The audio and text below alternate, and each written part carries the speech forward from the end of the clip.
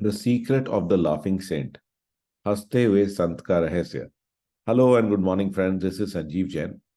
एक बार एक सूफी संत थे और वो अपनी जिंदगी में बहुत ही खुशहाल थे।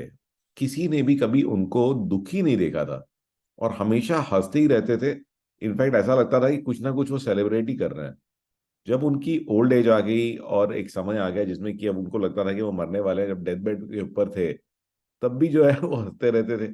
और फिर एक दिन जो उनके स्टूडेंट्स हैं वो बड़े इरिटेट हो गए। उन्होंने कहा कि हमारे को ना बिल्कुल भी समझ में नहीं आता कि आप अब मरने वाले हो तो भी आप हंस रहे हो। इसके अंदर में हंसने वाली क्या बात है? ठीक है ना। मैं हमेशा से जो है हम लोग आपसे पूछना चाहते थे कि भाई आपकी लाइफ के अंदर में क्या कभी कोई भी ऐसा मोमेंट नहीं है जिसमें कि आपको दुख नहीं है, परेशानी नहीं है, और अभी जब आप मरने वाले हो और अपने डेथ बेड पे आप लेटे हुए हो, अभी भी आप हंस रहे हो? आप ये कर कैसे रहे हो? आप कैसे इसे मैनेज कर रहे हो? इसका रहस्य क्या है? तो आपके जो संत थे उन्होंने कहा कि ये बहुत ही आसान है।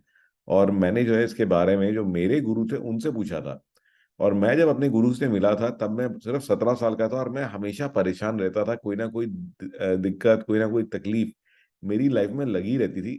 उस समय पर भी जो मेरे मास्टर थे, मेरे गुरु थे, वो काफी ओल्ड थे। वो 70 साल के थे, मैं 17 साल का था।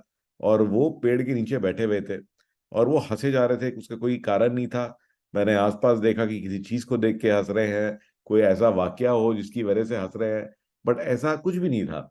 और मतलब किसी ने कोई जोक नहीं मारा, कोई वहां पे था भी नहीं, किसी ने कुछ किया नहीं, कोई ऐसी चीज नहीं थी, लेकिन वो अपने पेट को पकड़ के हंसे जा रहे थे। तो फिर जो है मैंने उनसे पूछा कि जी बात क्या है? आपको कुछ हो गया है? आपने कुछ खाया हुआ है, यानी आपने कुछ ले रखा है?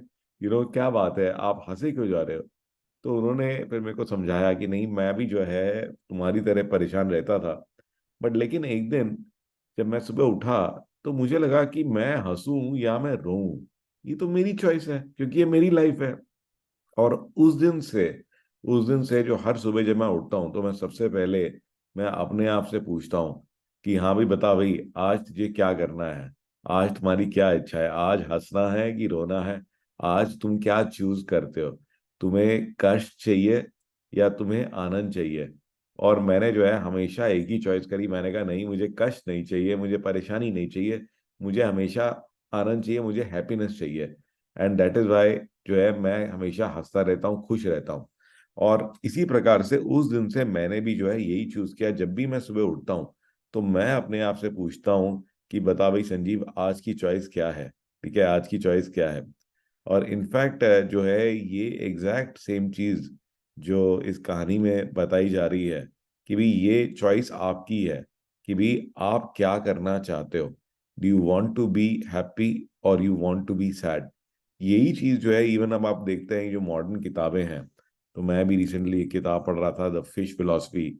और बहुत ही अमेजिंग किताब है कि कैसे जो है आपके जो टीम है, ठीक है ना, तो ऑफिस में सब लोग परेशान रहते हैं कोई ना कोई काम की वजह से, किसी ना किसी दिक्कत या तकलीफ की वजह से।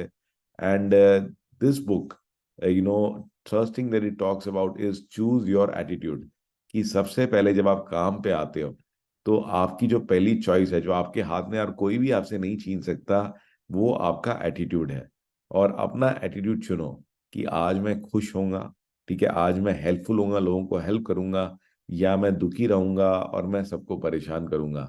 तो it is completely your choice. कोई भी आपको फोर्स नहीं कर रहा है, तो no one is forcing you for making this choice. चलिए आज की मैं आपको ऐप बताता हूँ कि आज की छोटी सी टेक टिप देता हूँ। तो गाइज, एक चीज जो मेरे को जरूरत पड़ती है डे टू डे बेसिस पर, वो होता है एसएमएस। क्योंकि हम लोग जो है कभी भी कोई ऑनलाइन ट्रांजैक्शन करते हैं, कोई परचेजिंग करते हैं, तो हमारे को बार बार अपने फोन को रेफर करना होता है। कई बार फोन चार्जिंग में लगा होता है, तो उसको बार बार जाके देखना, ढूंढना थोड़ा प्रॉब्लमेटिक है। तो उसके लिए एक ही ऐप मैंने डाली है, इसका नाम है पुश बुलेट। और आप देखेंगे कि कोई भी चीज़ है, ये देखेंगे आप कि ये देखिए, तो कोई भी मेरी एसएमएस है, वो सारी की सारी एसएमएस मैं यहीं पर ही देख सकता हूँ और इमीडिएटली ये यहाँ पर आ जाती हैं। देख रहे हैं आप? और इसका नाम क्या है? इस तरह से आप बल्कि एसएमएस भेज भी सकते हैं, इवन बगैर उठे हुए और अब बगैर अपने फोन को टच किए हुए आप एसएमएस भी देख सकते हैं। और इनफैक्ट इसमें एक और चीज़ है इसके अंदर कि अगर आप कोई डॉक्यूमेंट, कोई इमेज यहाँ से अपने कंप्यूटर पे से अगर अपने फ़ोन पे भेजना चाहें, या आप उल्टा करना चाहें कि अपने फ़ोन से अपने कंप्यूटर पे भेजना चाहें, तो वो भी आप ये कर सकते हैं। तो आप देखेंगे कि मुझे कोई नोट भेजना है, कोई चीज़ भेजनी है, तो मैं आसानी से यहीं से कर लेता हूँ। मेरी जो मल्टीपल डिवाइसेस हैं, तो जो मल्टीपल डिवाइसेस हैं उनसे मैं कनेक्ट हो जाता हूँ।